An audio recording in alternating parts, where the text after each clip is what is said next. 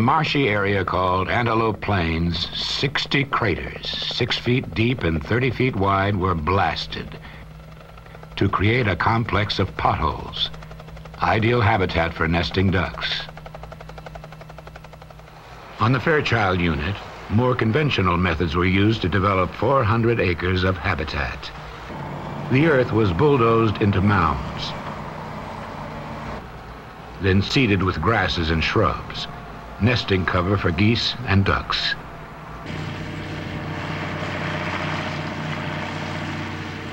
Moats were constructed around the mounds and were linked to the main canal by a system of feeders. The moats protect the island vegetation and the birds. The water is held through the dry season, providing brood water for fledglings. The result, nesting habitat where none existed before. The Fairchild Basin will contain 400 islands when completed. A similar development, completed in the Antelope Plains, contains a moat and dikes surrounding a 55-acre wetland. The moat discourages predators.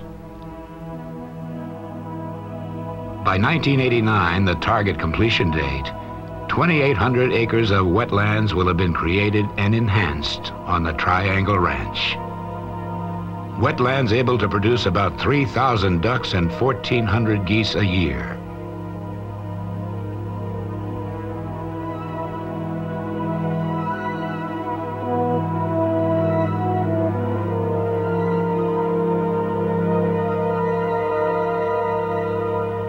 The value of these wetlands goes beyond numbers of waterfowl and cattle.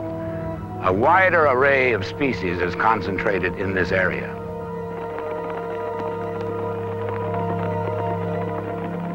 Pronghorn populations are on the rise already. Mule deer find the area attractive. And several bald eagles make the reservoirs their wintering and nesting grounds. And so too have literally hundreds of non-game birds and animals that rely on wetlands.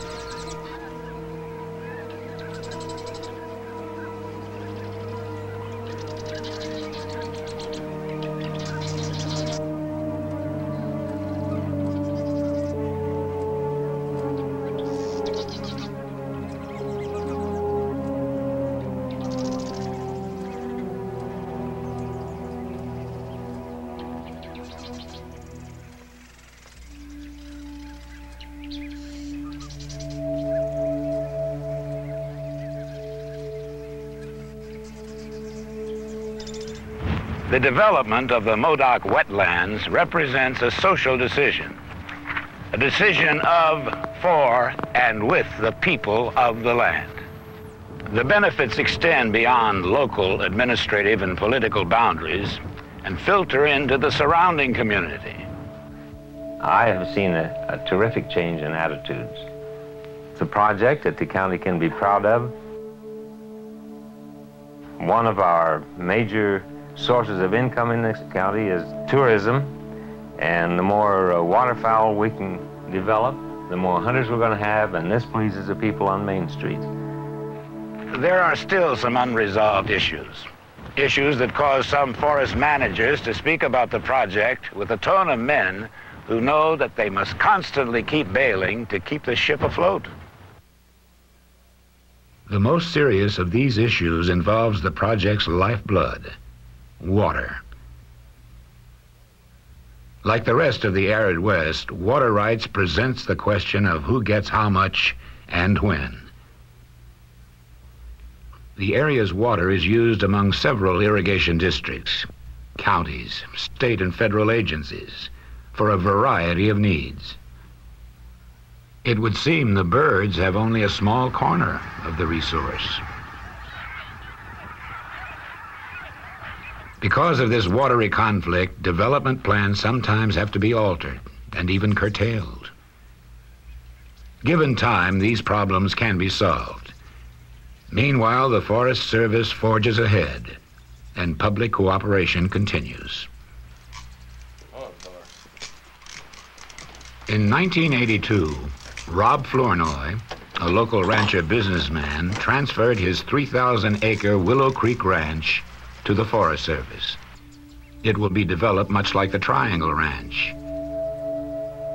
While the acquisition of these ranches represents major contributions, they are only part of the forest's total wetland program.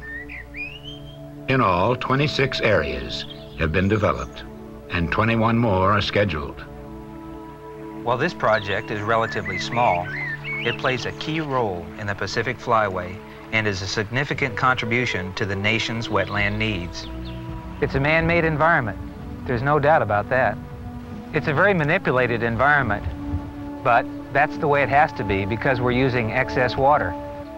We're down to about 50% of the historic waterfowl populations in the Flyway and to 10% of our original wetland heritage. So we hate to lose another acre of wetlands anywhere.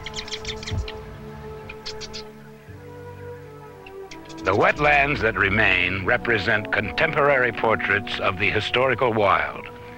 The restoration of a legacy perhaps best described by Stuart Edward White in his saga of Andy Burnett.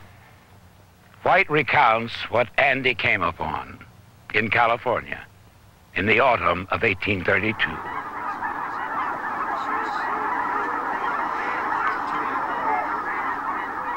They covered the surface of the small lakes so thickly that Andy could discern but a gleam of water here and there. On a sudden impulse, he extended the long rifle and fired it into the air. A blank instant of silence followed, broken a half-second later by the crash of a mighty waterfall as the birds took wing. It seemed as if dark earth were lifting to expose the hidden silver of the lake. The air was full of hurtling bodies. And another great roar. And a third, like successive peals of thunder, rolled across the man's astonishment. The very sky was darkened.